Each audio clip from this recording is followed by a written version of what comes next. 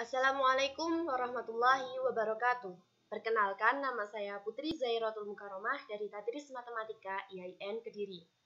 Saya akan menjelaskan tentang aspek-aspek perkembangan pada masa remaja. Masa remaja adalah masa peralihan dari masa kanak-kanak menuju ke kedewasaan yang meliputi perkembangan biologi, kognitif, dan sosial emosional. Di sini saya akan membahas dua perkembangan pada masa remaja, yaitu perkembangan biologis dan perkembangan kognitif. Yang pertama, kita akan mempelajari tentang perkembangan biologis pada remaja. Dalam perkembangan biologis terdapat 4 faktor, yaitu pengaruh faktor genetika terhadap perkembangan remaja, interaksi faktor bawaan lingkungan dan perkembangan, ciri umum pertumbuhan fisik pada remaja, dan pubertas. Dalam setiap faktor memiliki poin-poin yang perlu kita pelajari lebih mendalam. Langsung saja, yaitu pada pengaruh faktor genetika terhadap perkembangan remaja, terdapat 3 poin yang perlu kita pelajari. Yang pertama, sifat dasar gen. Dalam sifat dasar gen terdapat genotip, fenotip, dan reaction range. Genotip adalah warisan genetik seseorang. Namun demikian, tidak semua material genetik tersebut jelas tampak pada ciri-ciri seseorang. Fenotip adalah bagaimana genotip seseorang tampil dalam ciri-ciri yang dapat diamati atau diukur. Contoh dari fenotip yaitu tinggi badan, berat badan, warna mata, warna pigmen kulit, dan masih banyak lagi yang dapat kita amati dari fenotip. Kemudian, reaction range. Menurut Sandra Scar menjelaskan rentang reaksi ini bahwa setiap orang memiliki jangkauan potensi.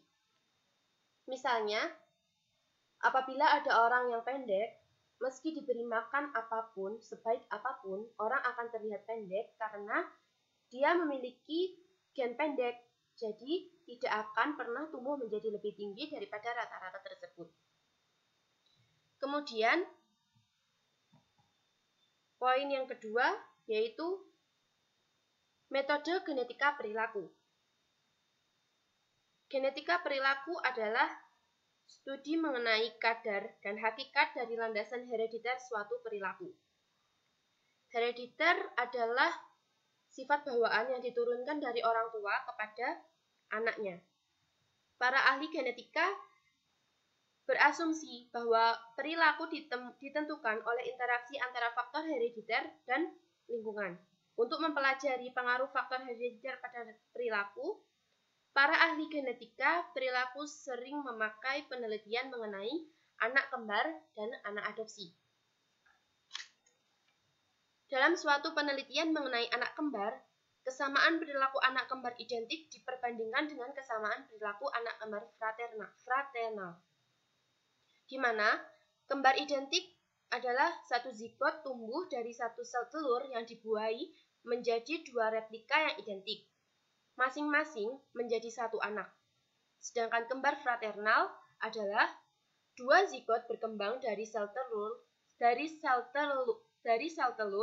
yang berbeda dan sperma yang berbeda, sehingga secara genetis keduanya kurang mirip satu sama lain dibandingkan dengan kembar identik. Meskipun kembar fraternal dibesarkan dalam satu rahim yang sama, secara genetis mereka berbeda seperti halnya adik kakak, bukan kembar, dan mungkin pula terdiri atas kelamin yang berbeda. Kembar identik lebih serupa satu sama lain pada kepribadian daripada kembar fraternal. Kembar identik mungkin memandang diri mereka sebagai satu kesatuan dan lebih banyak bermain bersama ketimbang kembar fraternal. Jika demikian halnya, kesamaan antara kembar identik boleh juga dipengaruhi faktor lingkungan. Dan penelitian yang kedua adalah penelitian adopsi. Peneliti berusaha menemukan apakah perilaku dan ciri-ciri psikologis anak yang diadopsi lebih mirip dengan ciri orang tua angkat yang menyediakan lingkungan rumah bagi mereka, atau lebih mirip dengan orang tua biologis mereka yang menyumbangkan faktor gen. Penelitian adopsi lainnya dapat dilakukan dengan membandingkan kakak beradik hasil adopsi dengan yang sekandung. Pada suatu penelitian yang ditemukan bahwa tingkat pendidikan orang tua biologis merupakan prediktor yang lebih baik bagi IQ anak angkat ketimbang IQ orang tua angkat si anak. Ada keterkaitan genetik orang tua biologis dengan anaknya yang diadopsi orang lain, yaitu faktor bawaan mempengaruhi skor IQ seseorang. Kemudian faktor yang ketiga yaitu temperamen. Temperamen adalah gaya perilaku dan cara merespon yang khas yang ditampilkan oleh seseorang. Alexander Chess dan Stella Thomas mengemukakan bahwa ada 3 kelompok temperamen. Yang pertama, anak bertemperamen mudah atau easy child, yaitu terjadi biasanya memiliki suasana hati positif, mudah mengikuti aturan atau kegiatan keseharian umum, dan mudah menyesuaikan diri terhadap pengalaman baru. Dan yang kedua, anak bertemperamen sulit atau difficult child, cenderung bereaksi negatif dan banyak mengeluh atau rewel, kegiatan rutin kesehariannya tidak teratur, dan lambat menyesuaikan diri dengan pengalaman baru. Dan yang ketiga, anak bertemperamen lambat, menghangat, atau slow to warm up child, yaitu menunjukkan tingkat kegiatan yang rendah, agak bereaksi negatif, penyesuaian diri agak lambat, dan suasana hati dalam intensitas yang rendah. Kemudian faktor yang kedua yaitu interaksi faktor bawaan, lingkungan, dan perkembangan. Di sini ada 2 pandangan. Yang pertama, ahli genetika perilaku Sandra Scar percaya bahwa lingkungan yang dipilihkan para orang tua untuk anak dan remaja mereka sampai kadar tertentu tergantung pada genotip yang dimiliki orang tua itu sendiri. Para ahli genetika perilaku percaya bahwa faktor bawaan dan lingkungan berinteraksi dengan 3 cara, yaitu pasif, evokatif, dan aktif. Yang pertama, interaksi genotip pasif dengan lingkungan, yaitu terjadi saat orang tua yang memiliki hubungan genetis dengan anak memberikan lingkungan pengasuhan kepada anak. Dan yang kedua, interaksi genotip evokatif dengan lingkungan, yaitu ketika genotip anak akan menimbulkan jenis lingkungan fisik dan sosial tertentu. Misalnya, anak yang aktif dan suka tersenyum akan lebih banyak mendapat rangsangan sosial ketimbang anak yang pasif dan pendiam. Dan kemudian yang ketiga, interaksi genotip aktif dengan lingkungan, yaitu terjadi saat anak dan remaja menjelajahi lingkungan yang mereka pandang menarik dan menantang. Contohnya, seorang remaja akan lebih terampil di bidang musik, akan lebih cenderung dan memanfaatkan waktunya untuk bermain dalam dunia musikal. Kemudian pandangan yang kedua mengenai interaksi faktor lingkungan dan perkembangan, yaitu ahli genetika perilaku Robert Plomin percaya bahwa cara pengasuhan yang sama atau lingkungan yang sama memberikan pengaruh yang kecil terhadap variasi perbedaan kepribadian atau minat remaja, sehingga dibagi menjadi 2, yaitu pengaruh lingkungan terbagi dan pengaruh lingkungan tidak terbagi. Pengaruh lingkungan terbagi adalah pengalaman remaja yang juga dialami oleh orang lain di lingkungannya. Misalnya, kepribadian dan orientasi intelektual orang tua mereka, kelas sosial keluarga, dan lingkungan tetangga sekitar tempat tinggal mereka. Dan pengaruh lingkungan tak terbagi adalah pengalaman unik remaja yang dialaminya sendiri, baik di dalam maupun di luar lingkungan keluarga yang tidak dialami oleh orang lain, meskipun itu kakak ataupun adiknya. Kemudian faktor yang ketiga yaitu ciri umum pertumbuhan fisik pada remaja. Aspek perkembangan fisik remaja yang paling banyak diperhatikan selama ini adalah tinggi badan dan berat badan, pertumbuhan kerangka tubuh, fungsi reproduktif, dan perubahan hormonal. Lalu, bagaimana sifat kurva pertumbuhan dari karakteristik pada tubuh tersebut? Apa saja faktor-faktor yang mempengaruhi kurva pertumbuhan? Faktor-faktor yang mempengaruhi kurva pertumbuhan ada 4, yaitu penstabilan diri, kecepatan kematangan, pengaturan umpan balik, dan juga massa tubuh. Kemudian, faktor pada perkembangan biologis yang terakhir adalah pubertas. Apa itu pubertas? Pubertas adalah perubahan cepat pada kematangan fisik yang meliputi perubahan tubuh dan hormonal yang terutama terjadi selama masa remaja awal.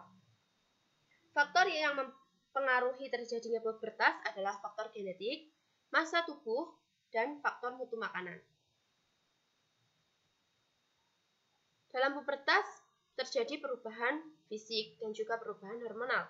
Perubahan fisik yang terjadi yang paling banyak nampak yaitu meningkatnya tinggi badan, berat badan, serta kematangan seksual. Dan perubahan hormonal adalah hormon adalah suatu substansi kimiawi berkekuatan besar yang dikeluarkan oleh kelenjar endokrin dan dialirkan ke seluruh tubuh melalui pembuluh darah. Peran sistem endokrin pada masa pubertas melibatkan interaksi hipotalamus, kelenjar pituitari, dan kelenjar gonad. Dua jenis hormon utama yang penting dalam perkembangan pubertas adalah androgen dan estrogen. Androgen adalah jenis utama hormon seks laki-laki, sedangkan estrogen adalah jenis utama hormon perempuan. Yang kedua, kita akan membahas tentang perkembangan kognitif. Di perkembangan kognitif kita akan membahas dua pandangan para ahli, yaitu pandangan Piaget dan pandangan Brunner. Yang pertama, pandangan Piaget. Piaget berpendapat bahwa anak-anak membangun sendiri secara aktif dunia kognitif mereka. Informasi tidak sekedar dituangkan ke dalam pemikiran anak lewat lingkungan. Anak-anak menyesuaikan pemikiran mereka untuk meliputi gagasan-gagasan baru. Proses ini selalu dikenal dengan istilah asimilasi dan akomodasi. Asimilasi terjadi ketika seseorang menggabungkan informasi baru ke dalam pengetahuan yang sudah dimilikinya, dan akomodasi terjadi ketika seseorang menyesuaikan dirinya dengan informasi baru. Di sini, Piaget menskemakan perkembangan kognitif manusia sebagai berikut. Yang pertama adalah tahap sensori motorik, yaitu pada usia 0 sampai 2 tahun. Tahap sensori motor yang berlangsung sejak masa bayi sampai sekitar usia 2 tahun adalah tahap pertama dalam teori Piaget. Pada masa ini, bayi membangun pemahamannya akan dunia dengan mengkoordinasikan pengalaman indrawinya dengan gerakan fisik motorik sehingga disebut sensori motor. Kemudian yang kedua ada tahap praoperasional yang berlangsung dari usia sekitar 2 sampai 7 tahun adalah tahap perkembangan kedua Piaget. Dalam tahap ini anak mulai menggambarkan dunia dengan kata-kata, bayangan atau gambar. Dan pada tahap ini pula terbagi menjadi dua masa. Yang pertama pada usia 2 sampai 4 tahun memiliki ciri-ciri imitasi tak langsung, yaitu dengan membuat imitasi secara tidak langsung dari bendanya. Contoh, anak bermain pasar-pasaran secara sendirian meskipun dia sedang bermain dengan temannya yang lain.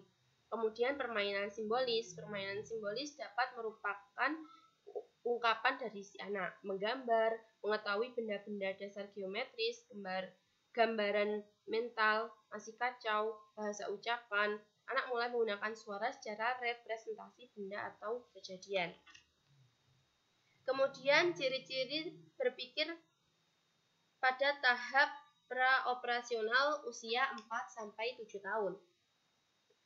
Anak-anak masih memahami bahwa volume suatu benda berubah dengan perubahan wadah. Kemudian egosentris, anak belum bisa melihat dari perspektif orang lain. Adaptasi yang tidak disertai dengan gambaran yang akurat, ingatan recognition, dan ingatan evocation.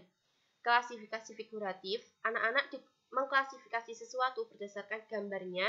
Mereka mengatakan sebuah gambar yang telah diputar letaknya berbeda dengan gambar sebelumnya. Kemudian, tahap operasional konkret. Menurut Piaget, operasi adalah hubungan-hubungan logis di antara konsep-konsep atau skema-skema. Sedangkan operasi konkret adalah aktivitas mental yang difokuskan pada objek-objek atau peristiwa-peristiwa nyata atau konkret dapat diukur. Proses-proses penting dalam tahapan ini adalah pengurutan, classification, decentering, reversibility, konservasi, dan penghilangan sifat egosentrisme. Kemudian yang terakhir adalah pada usia 11-15 tahun atau pada tahap operasional formal. Ditinjau dari perspektif teori kognitif Piaget, maka pemikiran masa remaja telah mencapai tahap pemikiran operasional formal, yakni suatu tahap perkembangan kognitif yang dimulai kira-kira 11 atau 12 tahun dan terus berlanjut sampai remaja mencapai masa tenang atau dewasa. Pada tahap ini, anak sudah mulai berpikir abstrak dan hipotesis. Pada masa ini, anak sudah mampu memikirkan sesuatu yang akan atau mungkin terjadi, sesuatu yang abstrak. Di samping itu, pada tahap ini, remaja juga sudah mampu berpikir secara sistematik. Remaja lebih mampu memikirkan semua kemungkinan secara sistematik untuk memecahkan masalah. Mereka juga memiliki kemampuan berpikir alternatif, sehingga kemungkinan menyelesaikan masalah yang mereka hadapi lebih beragam. Kemudian, menurut pandangan Brunner menjabarkan 6 konsep pokok dalam perkembangan kognitif, yaitu yang pertama, perkembangan intelektual ditandai oleh meningkatnya variasi respon terhadap stimulus. Yang kedua, pertumbuhan tergantung pada perkembangan intelektual dan sistem pengelolaan informasi yang dapat menggambarkan realita. Yang ketiga, perkembangan intelektual memerlukan peningkatan kecakapan untuk mengatakan pada dirinya sendiri dan orang lain. Yang keempat, interaksi antara guru dan siswa sangat penting bagi perkembangan kognitif. Yang kelima, bahasa menjadi kunci perkembangan kognitif. Dan yang terakhir, perkembangan kognitif ditandai oleh makin meningkatnya kemampuan menyelesaikan berbagai alternatif secara simultan. Kemudian, menurut Brunner, peserta didik berpikir dan menciptakan melalui inquiry dan peran-peran yang dimainkan dalam pembelajaran. Proses belajar lebih dari sekedar menghasilkan informasi. Brunner dalam memahami karakteristik perkembangan kognitif didasarkan pada tingkah lakunya sesuai tahapannya. Tahapan tersebut digambarkan sebagai berikut. Yang pertama, tahap enaktif. Pada tahap enaktif, pengetahuan diperoleh melalui respon-respon motorik. Anak mulai memahami lingkungannya. Pada tahap ini, anak mulai memahami lingkungannya melalui gerakan atau aksi. Anak mulai melakukan berbagai gerakan atau aksi untuk memahami lingkungannya. Kemudian yang kedua adalah ikonik. Pada tahap ikonik, pengetahuan lebih banyak berasal dari gambaran imajinatif. Anak membawa informasi yang didapatnya melalui imajiner. Karakteristik tunggal pada objek yang diamati dijadikan sebagai pegangan, dan pada akhirnya anak mengembangkan memori visual. Dan yang ketiga adalah simbolik. Pada tahap ini, pengetahuan lebih banyak berasal dari kata-kata yang berubah-ubah, simbol, Simbol matematika dan simbol sistem. Remaja mampu menyusun gagasannya secara padat. Pada tahap ini, anak sudah memahami simbol sehingga mereka sudah dapat memaknai sebuah simbol.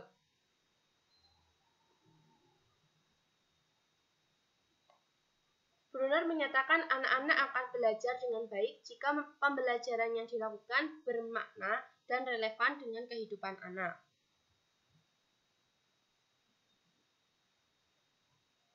Sekian penjelasan yang bisa saya sampaikan, kurang lebihnya saya mohon maaf. Wassalamualaikum warahmatullahi wabarakatuh.